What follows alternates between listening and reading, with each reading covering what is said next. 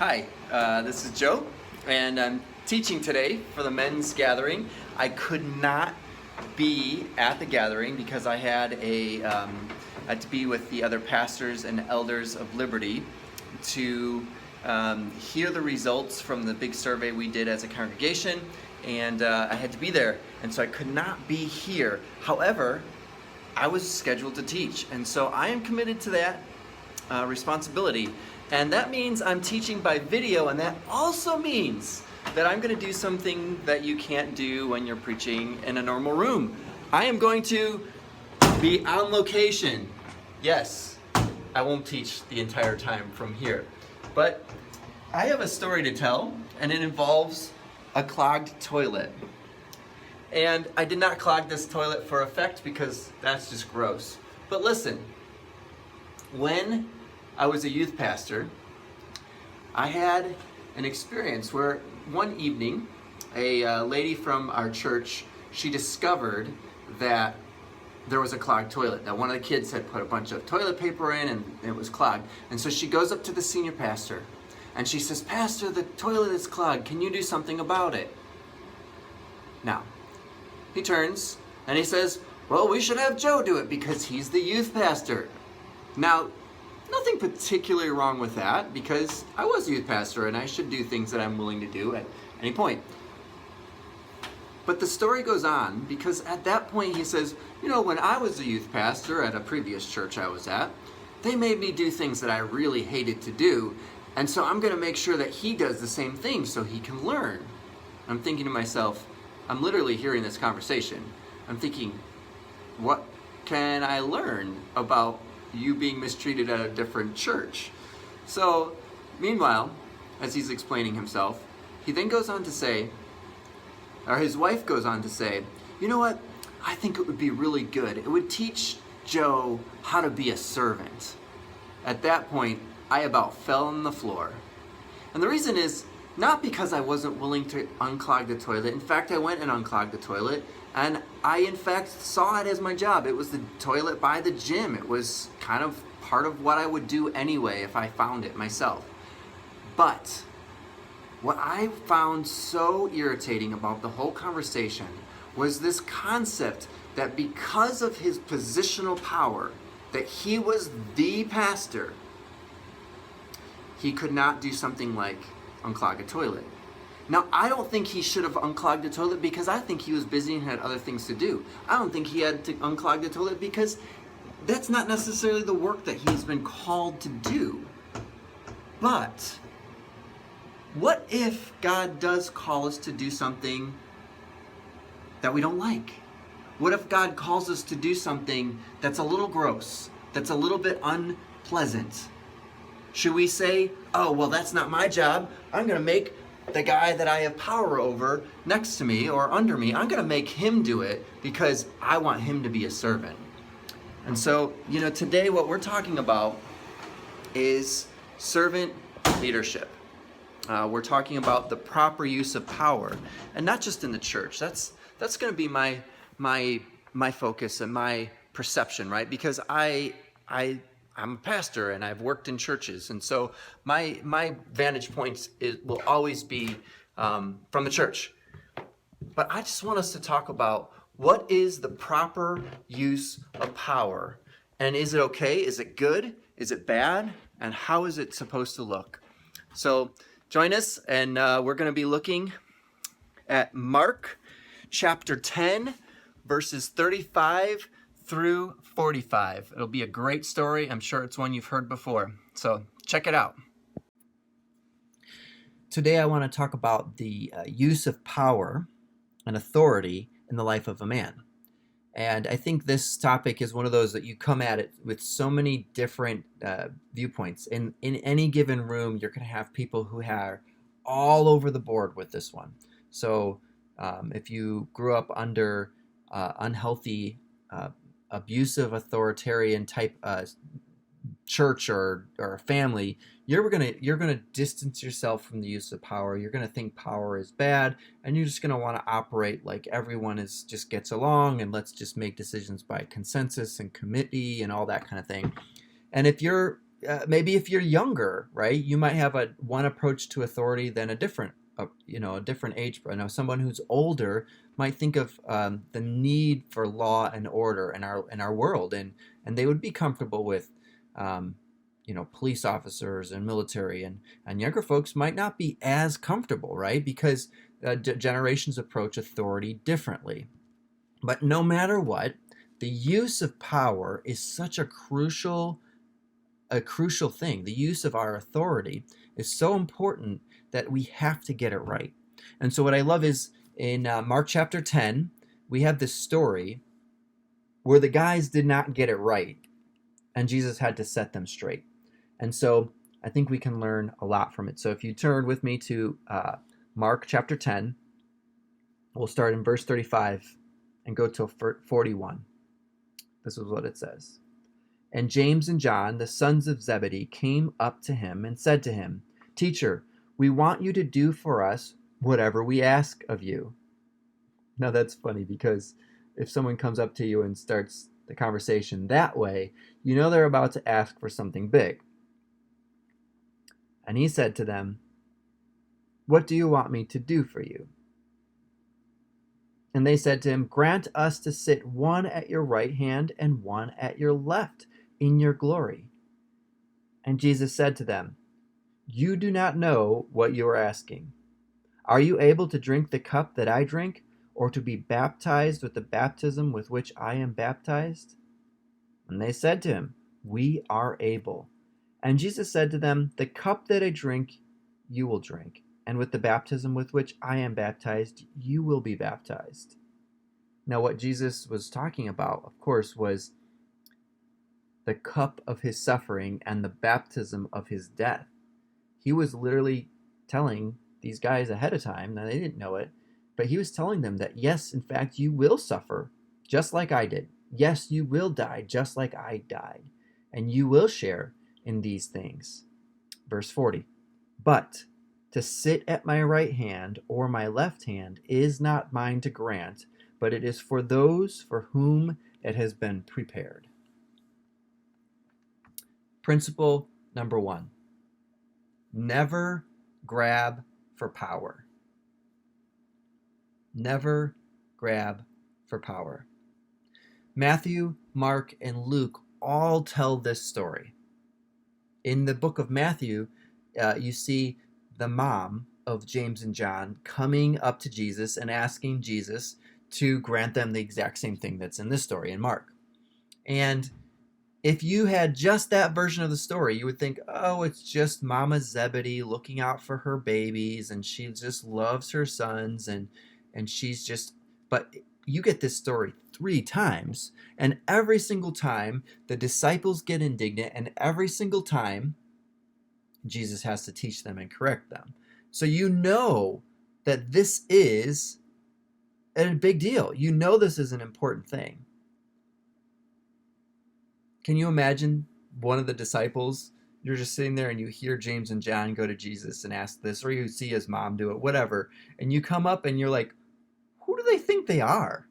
Like, sit on the right hand and the left hand of Jesus? Like, what are they going to be, our boss now? Just imagine what they were thinking and feeling. Like, these guys have to be kidding me. They're trying to be our boss. They think they're better than us. Here in the story, the James and John ask for the most high-ranking position they can imagine. They're asking if they could not just, be in charge of something. They're asking to have the corner office. They're asking to be partners in the firm. They're asking for all of it. They're asking to literally sit next to Jesus and rule together with him. They're asking for a huge thing. And maybe they didn't know the extent of what they're asking, although they do ask, can we sit at your right and your left when you come in your glory? So they knew that he was more than just a regular guy. But they're asking not for good, not for something that matters, but they're asking for their own interests and for the sake of their personal power. They're literally trying to say, God, I know you're in the center of the universe, but we would like to be as close to that center as we possibly can get. And the truth is, this is a metaphor for how we normally treat power. We normally try to get to the center of the universe where we're in charge, that we get to make the decisions. And God, you know what? You could probably move over. I think that seat's a little better than the one that you give me, right? So that's what grabbing for power looks like in their context. What does it look like for us? What does it look like in our context in 2019? Well, have you ever seen a power vacuum, maybe at your business? Or I'm going to talk about power vacuums in church because I've seen those, right? I had a senior pastor leave a church, and within a week, I had people who were asking to do remodeling projects, including replacing a steeple, within a week, as if I had the authority to spend that kind of money and make that kind of change to the church within a week. Or another example, which is a lot darker, but somebody who thought that they should kick someone else out of the church. So here's the pastoral authority is gone, and so there's a person asking, trying to get someone else removed from the church and trying to use the authoritarian structures and trying to really pursue their personal interests to make this happen. It's ugly. It's a power vacuum, right? And you may have seen that where you work. You may have seen that in a family. When a patriarch of a family dies and there's a will and there's things, all the family members tend to fight over all the assets, right? Because there's a power vacuum. That is grabbing for power. Have you ever found yourself promoting yourself and belittling others?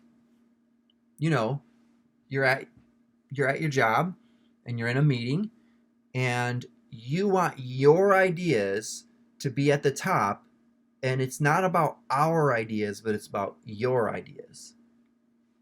Or maybe you have this way of approaching everything as a us versus them, right? It's they always do this and our team is always right on time and we're always delivering and they're always, they're always failing, and it's this us and them mentality. Well, what's that about?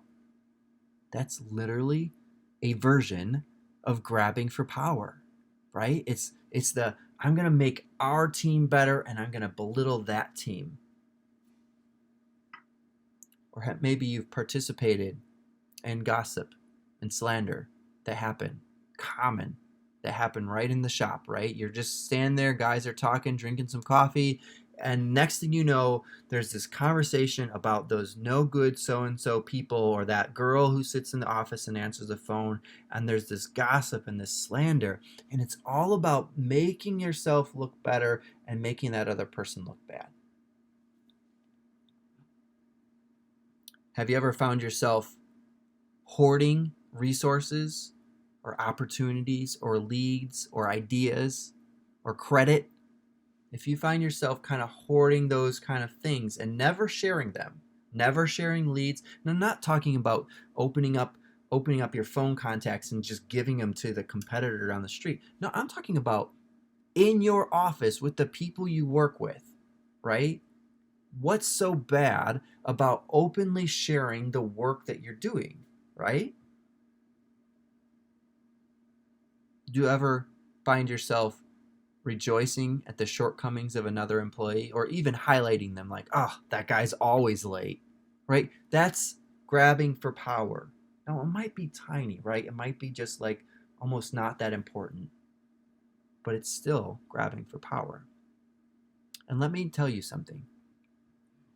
Grabbing for power like that reveals a personal lack of peace, and it shows that you're actually a weak person. When you try to get power for yourself by taking it from someone else, it's because you are compensating for a lack in your own heart. You're anxious and your heart is out of control, and so you want to take it from someone else. You want to take that power and authority from someone else. You're internally weak and you lack confidence in who you are as a person. So in order to make up for your deficiencies, you grab for what little power or position you can get. This is exactly what a bully does on the playground. This isn't good. So, principle number 1, never grab for power. Now, this principle is pretty straightforward, but it might leave you asking the question, well, what am I supposed to do with the power that I already have? So, I'm in charge of some guys at my work. I'm a foreman, or maybe I sit on a board and I make decisions, or I run a business, or I own a business, or you just have some natural authority in your job. And so when I say never grab for power, you might be sitting there thinking, well, what am I supposed to do with the power that I already have? This doesn't help me. Well, that brings us to the second principle, and it builds off the first one. Never grab for power. Always allow power to be given. So I want to help you guys with your actual lives and the power that you have and what you do with it. I mean, there's a lot of things I can talk about, but I'm going to focus on a lot of times the work that we do, the power we have in our work. And the thing is, we all have influence. So that means we have some kind of power in our world. And so the question is, how do you use your power? And first, I want to say this. Power isn't bad. It's not automatically a sinful thing. Some people and some pastors will talk about power and meekness and humility in this way that's kind of like makes it seem like any use of power or authority in any situation is automatically bad. And the thing is, power is not the problem. How we use power is. See, power is simply a tool that God has given people to be allowed to be used for His glory, for His good. So this is the point. This is the principle. Number 2, never grab for power, but instead allow power to be given to you. So really, the use of power is a stewardship issue. All of the power that could be had, that is available in the world, is power that God has given and it's made possible. When God made the world, He gave people, man and woman, He gave them the authority and dominion over the earth, over the animals, over the plants, over this entire earth. And He gave them that power to use for good. So all power ultimately comes from God. And when you try to grab power for yourself, you are literally stealing from God. Power is one of the gifts that God gives to us to be used for good purposes. Now, if you think about James and John, they were, in fact, some of the most prominent disciples. That's just to say, they had some power. Just the chapter before, these guys were up on a mountain with Jesus, watching Him change from regular old Jesus who wore like regular robes and clothing to glowing, transfigured, amazing in His glory, talking to the Father in a cloud Jesus, right? They had the privilege also, along with Peter, there's 3 guys, they had the privilege of seeing Jesus in His glory. These guys had a unique access and unique privilege of being a disciple, right? They were far from powerless. They had a lot of influence and access to God. So, what is the deal with these disciples? And we already saw how Jesus promised them that they would pay the ultimate cost for following Him. They have power. They're locked in. They're not just people who are going to flake out and disappear. These guys, they have power and they have to do something with it. Now, I love how it wasn't just James and John who were struggling with this issue, right?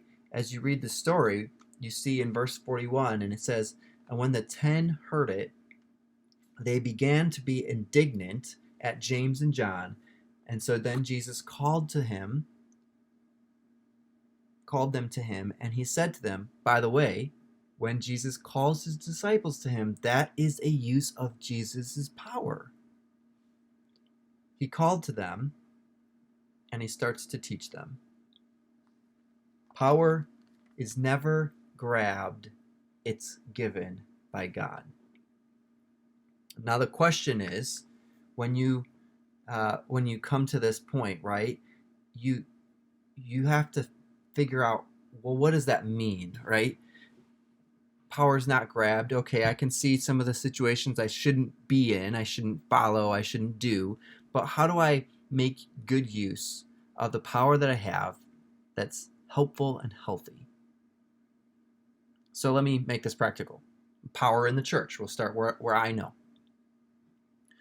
When power is not used in the church, so there is a pastor or leadership in place, and they do not use their power, often bad things happen because of it. I was once in a meeting with a pastor, the senior pastor, and it was a kids ministry meeting, and the ministry leader was complaining about someone else. Okay, fairly common, not unusual, not even that bad of a thing.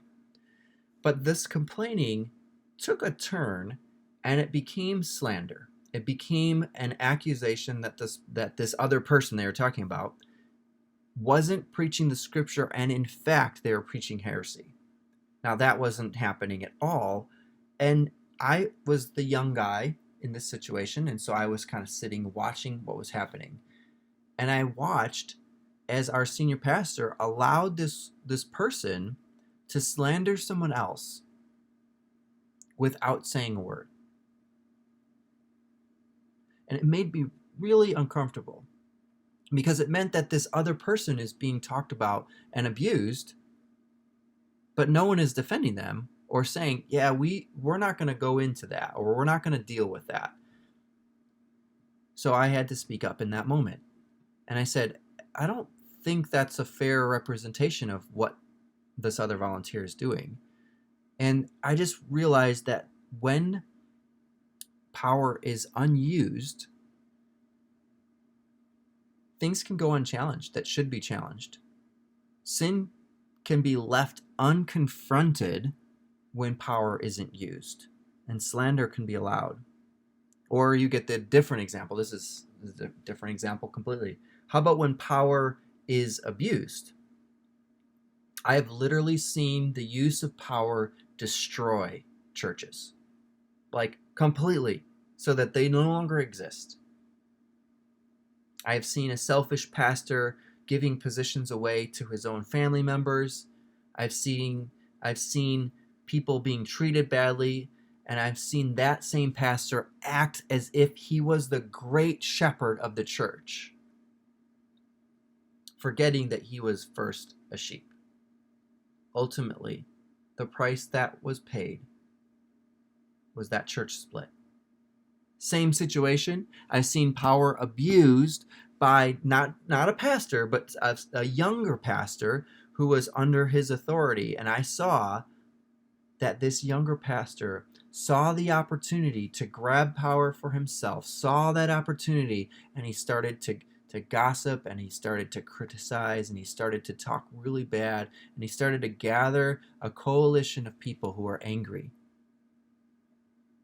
And I watched as he sowed seeds of anger and bitterness and discord among the people in the church. And I watched as the church split, and I eventually had moved away by that point. But what ends up happening is that church splits, and it's no longer even a Christian church. The building itself is now being used for a yoga center that worships an idol. Listen, power in the church when it is overused is a problem. Power in the church when it is not used is a problem. How about power at work when you're the boss? If you're an owner or a boss at work, your job is to steward your power well.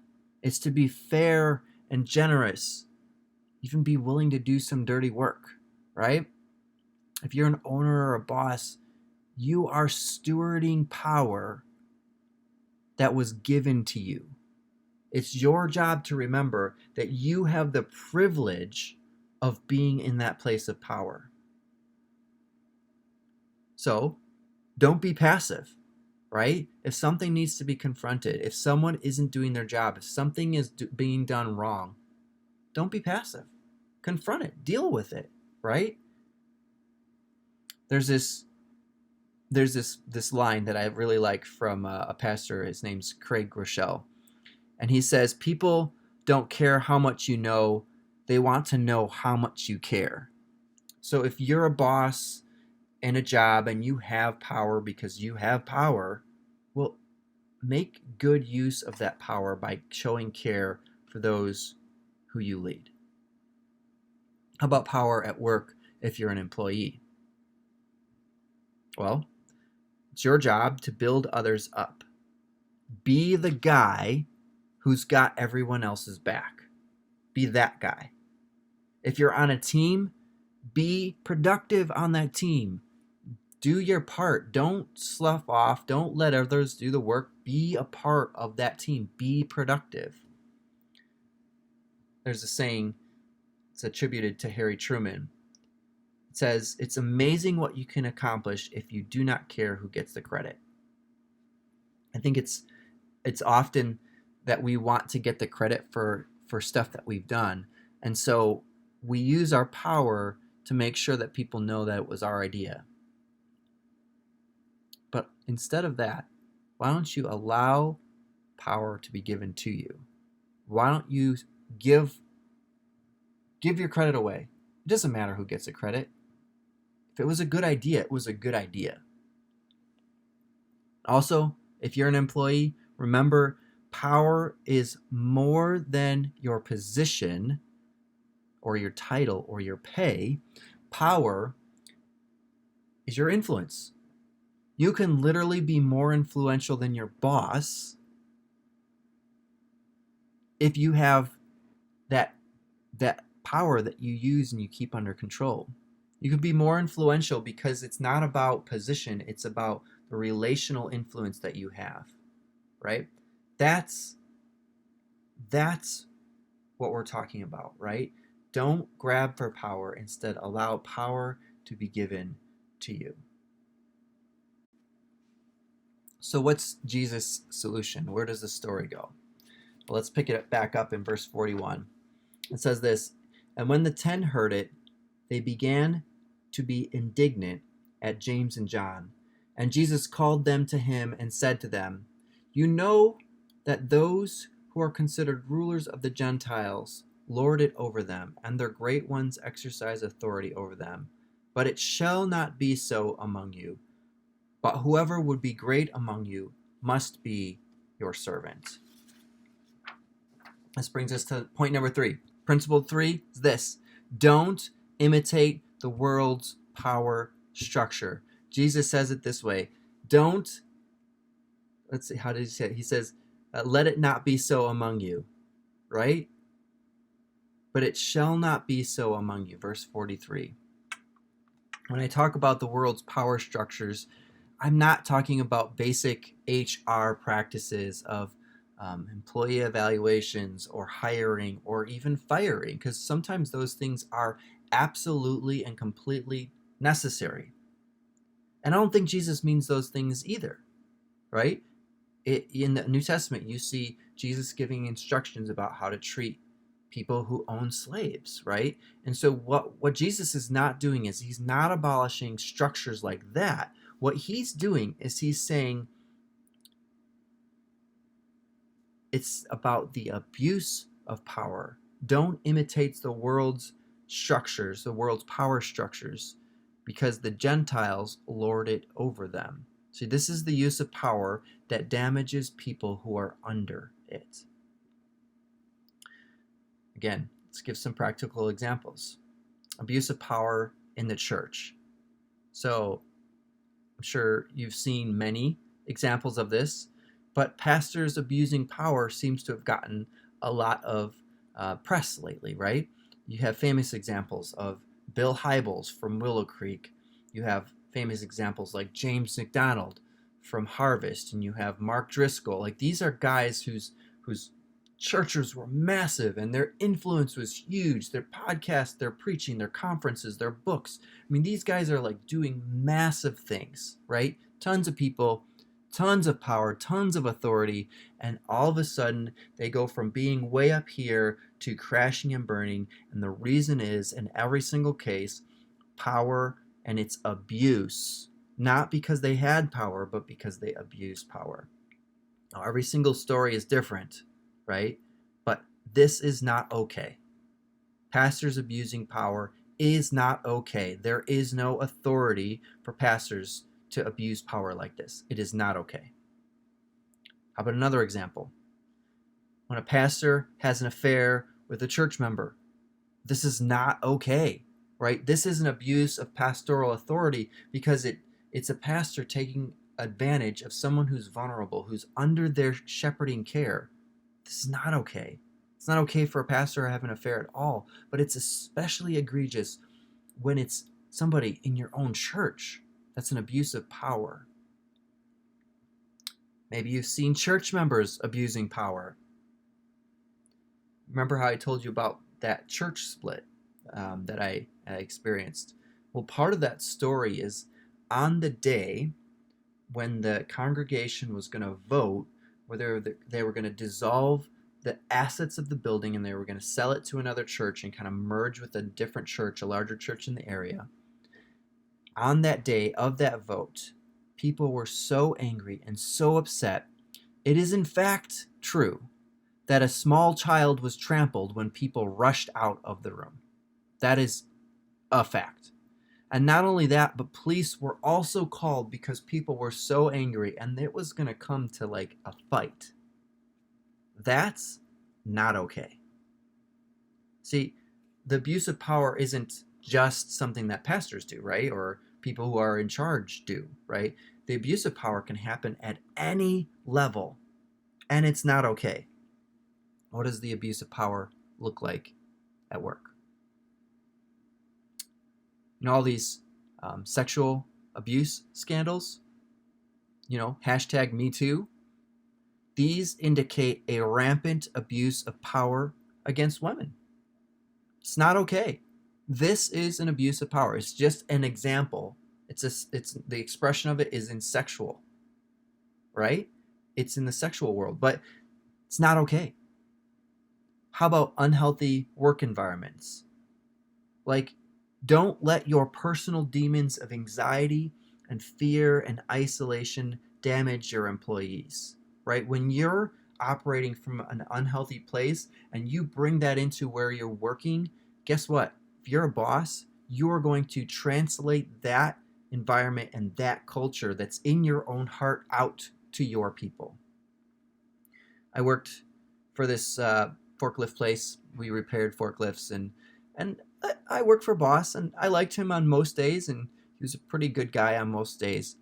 But there was times when he would come back from delivering or from making a sales call, and he'd be in his truck, and he'd be coming back, and he would be so angry, so irate, so out of control that his own son, who worked for him, didn't call him by his name, but called him by a completely different name because he was like a different person.